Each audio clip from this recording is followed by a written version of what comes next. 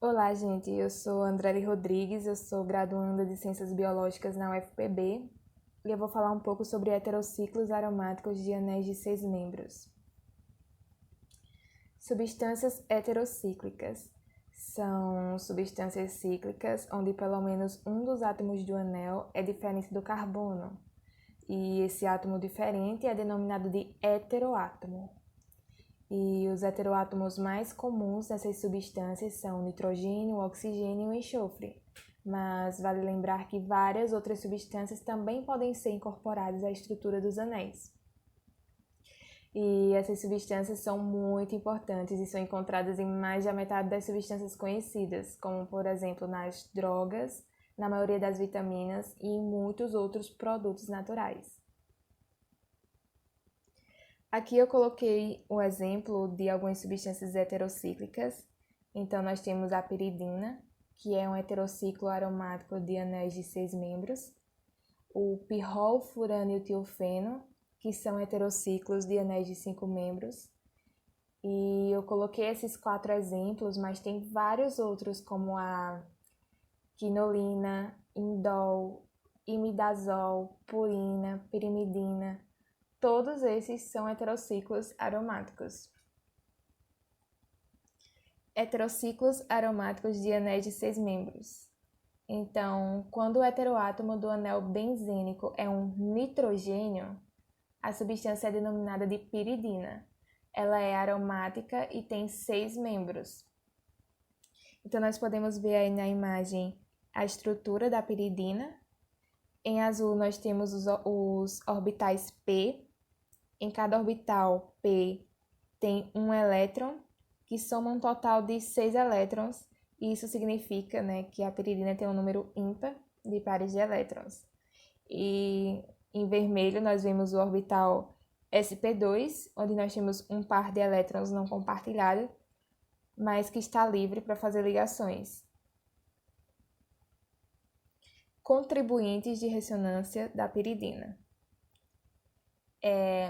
Nós podemos ver na imagem que a piridina apresenta 2 contribuintes de ressonância sem carga, e como o nitrogênio ele é retirador de elétrons, ela tem 3 contribuintes de ressonância carregadas. No meio, nós vemos o momento dipolar da piridina, que é de 1,57D, e mais abaixo o mapa de potencial eletrostático, indicando o nitrogênio retirador de elétrons que está na parte final negativa do dipolo. Então, quanto mais avermelhada a região, maior a concentração de cargas negativas, ou seja, a maior concentração de elétrons está ali onde se encontra o nitrogênio. Íon piridínio. O íon piridínio possui o hidrogênio protonado ligado a um nitrogênio com hibridização sp2, que é mais eletronegativo do que o nitrogênio com hibridização sp3, e por isso ele é mais ácido do que o íon piperídeo. Nessa imagem nós vemos os pKs. O pK do íon piridínio é de 5,16 e o pK do íon piperídeo é de 11,12. E quanto maior o pKa, mais fraco é o ácido. A piridina é uma amina terciária. O nitrogênio da piridina tem uma ligação dupla do lado direito e uma ligação simples do lado esquerdo. Então, ela vai reagir como uma amina terciária. Ela sofre, por exemplo, reações de SN2 com haletos de alquila e reage com peróxido de hidrogênio para formar N-óxido. Nessa primeira reação, como o iodo é mais eletronegativo do que o carbono, ele vai puxar a densidade eletrônica para ele, o tornando parcialmente negativo e deixando o carbono parcialmente positivo. Já a piridina é um nucleofilo e vai atacar esse carbono, e o halogênio será ligado como um grupo abandonador. E a piridina vai substituir o halogênio. E essa reação é denominada de SN2. Nessa segunda reação, as aminas terciárias são oxidadas a óxido de amina terciário. O nitrogênio da piridina vai se ligar com essa hidroxila e vai formar uma hidroxipirina. E esse composto tem uma tendência a formar água, Então, a hidroxipirina vai perder o hidrogênio da hidroxila, que está ligado em seu nitrogênio, formando o óxido de amina terciário mais água. Substituição eletrofílica da piridina. Ocorre no C3, porque a troca de um substituinte eletrofílico nessa posição obtém um intermediário mais estável. Então, quando o substituinte ele é trocado no C2 ou no C4, um dos contribuintes de ressonância é particularmente instável, pois seu átomo de nitrogênio tem um octeto incompleto e uma carga positiva. Então, nós vemos aí na posição 2 que o primeiro contribuinte de ressonância ele é instável, e na posição 4 o segundo contribuinte de ressonância também é instável, por isso que é feito no carbono 3, porque todos os contribuintes são estáveis. E a piridina, ela sofre essas reações de substituição aromática eletrofílica somente sob condições drásticas e frequentemente os rendimentos dessas reações são muito baixos. Já na substituição nucleofílica vai acontecer no carbono 2 e no carbono 4, porque o ataque nessas posições leva ao intermediário mais estável. Nessas duas posições, o contribuinte de ressonância vai ter a maior densidade eletrônica no nitrogênio. Nós vemos aí na posição 2 que o primeiro contribuinte de ressonância ele é mais estável, e na posição 4, o segundo contribuinte de ressonância ele é mais estável. E caso hajam substituintes em C2 e em C4, vai ocorrer uma substituição nucleofílica no melhor grupo abandonador.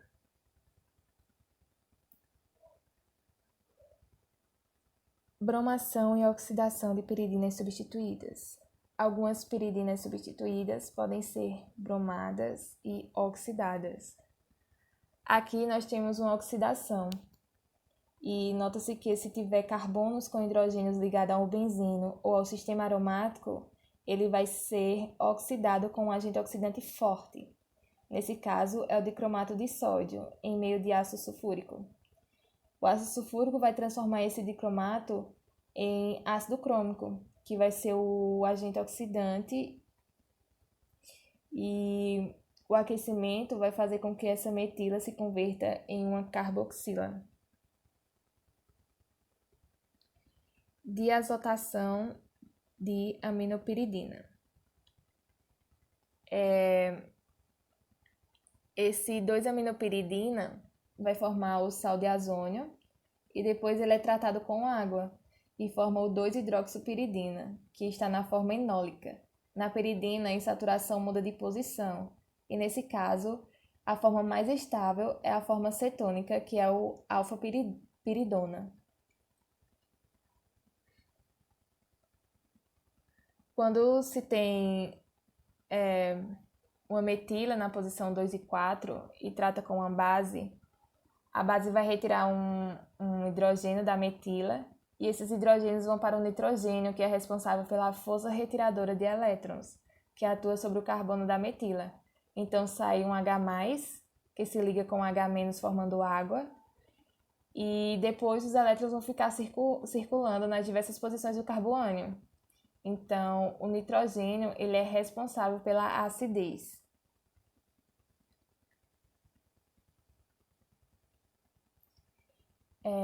Nessa imagem, nós vemos que vai se formar um carboânio, que vai atacar o carbono que tem uma carga parcial positiva, porque está ligado ao bromo, e o bromo vai sair levando os elétrons, e nós temos uma reação de substituição SN2.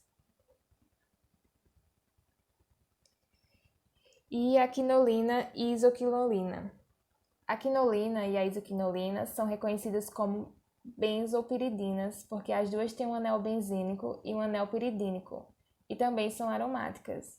Os valores do pKa de seus ácidos conjugados são similares ao pKa do ácido conjugado da piridina. Para que os carbonos na quinolina e na isoquinolina tenham o mesmo número de carbonos, na isoquinolina o nitrogênio é designado com a posição 2 e na quinolina na posição 1. Aqui estão as referências. E é isso. Obrigada.